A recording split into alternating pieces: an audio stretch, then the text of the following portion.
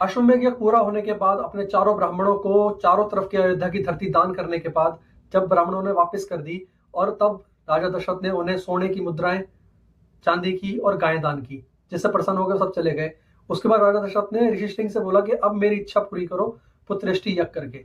ये हम सब पढ़ेंगे सर्ग 15 के अंदर, जहां पे यज्ञ शुरू होता है। सभी देवता आते हैं अपना अपना भाग लेने के लिए। ब्रह्मदेव आते हैं, विष्णुदेव आते हैं और पहली बार रावण के बारे में यहाँ पे बात होती है। तो बिना किसी देरी करते हुए वाल्मीकि रामायण बालकांड सर्ग 15 हम शुरू करने वाले हैं, श्री राम का नाम लेके और हनुमान जी से आगे लेके। जय श्री राम। महात्मा ऋषि सिंह बड़े मेधावी और वेदों के ज्ञाता थे। उन्होंने थोड़ी देर तक ध्यान लगाकर अपना भावी कर्तव्य का निश्चय किया, फिर ध्यान से विरत हो वे राजा से इस प्रकार बोले, महाराज, मैं आपके पुत्र की प्राप्ति कराने के लिए अथर्ववेद के मंत्रों से पुत्रेष्टि नामक यज्ञ करूंगा।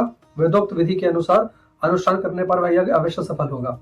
यह कहकर उन तेजस्वी ऋषि ने पुत्र प्राप्ति के उद्देश्य से पुत्रेष्टि नामक यज्ञ प्रारंभ किया और श्रोत विधि के अनुसार अग्नि में आहुति डाली। तब देवता, सिद्ध, गंधर्व, महर्षिगण विधि के अनुसार अपना अपना भाग ग्रहण करने के लिए उस यज्ञ में एकत्रित हुए। यह यज्ञ सभा के क्रमशः एकत्रित होकर सभी देवता लोककर्ता ब्रह्मा जी से इस प्रकार बोले, भगवान रावण नामक राक्षस आपके कृपा प्रसाद पाकर अपने बल में हम सबको लोगों को कष्ट दे रहा है। हमें इतनी शक्ति नहीं है कि पराक्रम से उसको दबा सके। प्रभु, आपने प्रसन्न होकर वर तो दे दिया, पर हम लोग उस वर का सदा समादर करते हुए सारे अपराधों को क्षमा करते आ रहे हैं। उसने तीनों लोकों के प्राणियों के नाक में दम कर रखा है।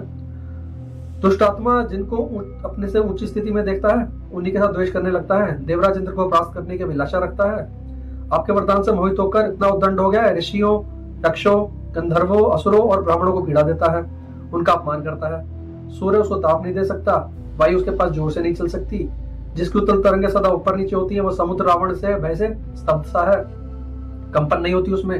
वह राक्षस देखने में बड़ा भयंकर है, उससे हमें महान भय प्राप्त हो रहा है। अतः भगवान उसके वध के लिए कोई ना कोई उपाय अवश्य करें। समस्त देवताओं के ऐसा कहने पर ब्रह्मा जी सोचकर बोले, देवताओं, लो उस दुरात्मा के वध का उपाय मैं समझ गया हूँ। उसने वर मांगते समय कहा था, गंधर्व, यक्ष, देवता तथा राक्षसों में कोई मुझे मार ना पाए। मैंने भी तथास्तु कह दिया था। मनुष्यों को वह तुच्छ समझता है, इसलिए उसके प्रति अवहेलना होने का कारण उसने अवध्य होने का वरदान नहीं मांगा, इसलिए मनुष्य के हाथों उसका वध होगा। मनुष्य के सिवा दूसरा कोई मृत्यु का कारण नहीं बनेगा उसके। ब्रह्मा जी की कही हुई इस बात को सुनकर सब देवता, सब ऋषि प्रसन्न हुए। उसी समय महान तेजस्वी जगतपति भगवान विष्णु भी मेघ के उपस्थित हुए, सूर्य की भांति गरुड़ पर सवार हो वहां पर पहुंचे। अपने शरीर पर पीताम्बरी और हाथों में शंख, चक्र और गदा आदि युद्ध शोभा पा रहे थे। उनकी दोनों भुजाओं में तपाए हुए स्वर्ण के बने केयूर प्रकाशित हो रहे थे। उस समय संपूर्ण देवताओं ने उनकी वंदना की और ब्रह्मा जी से मिलकर सावधानी के साथ सभा में विराजमान हो गए। तब समस्त देवताओं ने विनीत भाव से उनकी स्तुति करते हुए कहा, सर्वव्यापी परमेश्वर, हम तीनों लोगों के हित की कामना से आपके ऊपर एक महान कार्यभार दे रहे हैं। प्रभु, अयोध्या के राजा दशरथ धर्मज्ञ, उदार तथा महर्षियों के समान तेजस्वी है।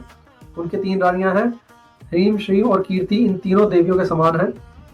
विष्णुदेव अब अपने 4 स्वरूप बनाकर राज्य की इन तीनों रानियों के गर्भ से पुत्र रूप में अवतार ग्रहण कीजिए। इस प्रकार मनुष्य रूप में प्रकट होकर आप संसार के लिए प्रबल कणकरूप रावण को देवताओं के लिए अवध्य है समरभूमि में मार डालिए।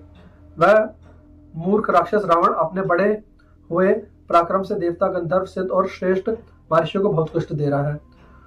उस रोद निशाचर ने ऋषियों और नंदन वन में क्रीड़ा करने वाले गंधर्वों और अप्सराओं को भी स्वर्ग से भूमि पर गिरा दिया है। शत्रुओं को संताप देने वाले देव, आप भी हम सब लोगों की परम गति हैं। अतः उन देवद्रोहियों की वध करने के लिए आप मनुष्य लोक में अवतार लेकर निश्चय कीजिए।